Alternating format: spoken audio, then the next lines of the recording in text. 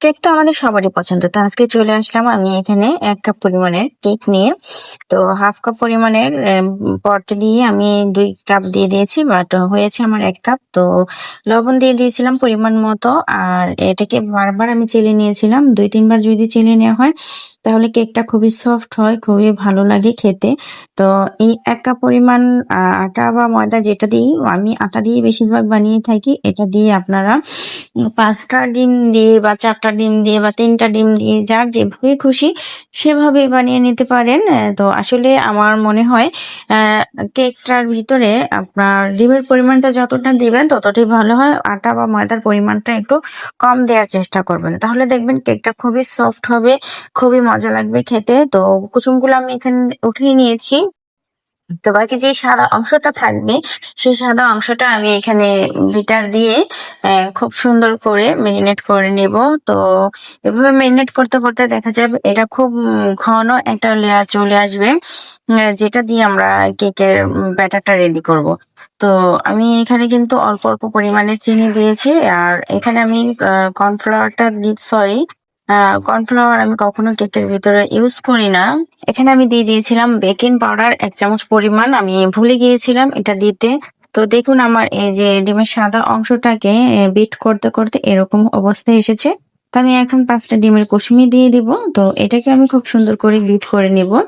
তো ডিমের কুসুমটা দেওয়ার পরে কিন্তু বেশি পরিমাণ আমরা বিট করতে পারব না। তাহলে এই ব্যাটারটা নষ্ট হয়ে যাবে। তো এখানে দিয়ে দিলাম আমি ভ্যানিলা এসেন্স দিয়ে দিলাম ১ চামচ পরিমাণ। এটা বেশি দিলে আসলে ফ্লেভারটা অনেক বেশি চলে আসবে, একদমই ভালো লাগবে না। সবকিছু আসলে একটা পরিমাণ মতো হলে খাবারটাও খেতে খুবই মজা লাগে। এটা আমরা সব গৃহিণীরা জানি। তো সেটা আসলে কাউকে বলার কোনো কিছুই নাই। তো আমি এখানে কাঁটাটা উঠিয়ে বিটারে থেকে যে কাঁটাটা খুলে নিব। খুলে নিয়ে এই যেই ময়দাগুলো আমি বাটা এখানে আমি চেলে নিয়েছিলাম, সেগুলোকে অল্প, অল্প পরিমাণে আস্তে করে মিক্স করে নেব। অল্প, অল্প দিবেন, অল্প, অল্প মিক্স করবেন। এটা এই সময়টা আসলে খুব দ্রুত মিক্স করা যাবে না। খুব অল্প, অল্প অল্প হাতে এটাকে মিক্স করে নিতে হবে যেন ব্যাটারটা নষ্ট না হয়ে যায়। তো এই মিক্স করে নেওয়াটাই কিন্তু বা পারফেক্ট একটা ব্যাটার রেডি করাই কিন্তু কেকের মজা হবার ভিতরে খুব গুরুত্বপূর্ণ ভূমিকা পালন করে থাকে। তো তারপর আমি এখানে তেল দিয়ে নেই। তো আমি এখানে 1/2 কাপের অর্ধেক তেল দিয়ে দিলাম। আপনারা চাইলে ২ চামচ বা ২.৫ চামচ এখানে হয়। ২ চামচ বা ২.৫ চামচ বা ৩ চামচ দিতে পারেন। তো আমি এখানে একটা কেক মোল্ড নিয়ে নিয়েছি। তো আমার বাচ্চারা আজকে লাভ শেপের কেক খাবে। যদিও এটা পরবর্তীতে লাভ শেপ থাকবে না। এটা ২ টা ভাগ হয়ে যাবে। কারণ এটা ২ টা জায়গায় থাকলে আমি সেজন্য এটাকে ২ টা ভাগ করে নিয়েছি। তো যাই হোক, আমি মোল্ডে কেকের ব্যাটারটা ঢেলে দিলাম।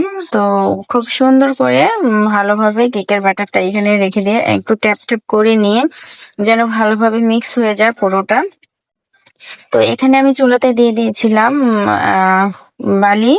তো বালিটা একটু গরম করে কুসুম, কুসুম গরম করে তারপর হচ্ছে আমি এখানে কেকের ব্যাটারটা চুলাতে বসিয়ে দিয়েছিলাম। যাদের ওভেন আছে তারা অবশ্যই ওভেনে দিয়ে দিবেন। বাট আমি মাটির চুলা সরি আমি গ্যাসের চুলাতেই করে থাকি। খুবই ভালো হয় আমার কেকটা। তো এখানে আমি কেকটাকে কিন্তু সাজিয়ে নিয়েছিলাম। বাট আমি সাজানোটা আপনাদের একদমই দেখাতে পারিনি। কারণ কেক যখন বানাতে থাকি তখন বাচ্চারা এতই এক্সাইটেড হয়ে থাকে যে ওদের জন্য আমি কিছুই করতে পারি না। তো আমার ভিডিওটি যদি আপনাদের কাছে ভালো লাগে অবশ্যই লাইক ফলো দিয়ে আমার পাশে থাকবেন। ইনশাআল্লাহ আরো এরকম নতুন, নতুন অনেক রেসিপি পেয়ে যাবেন।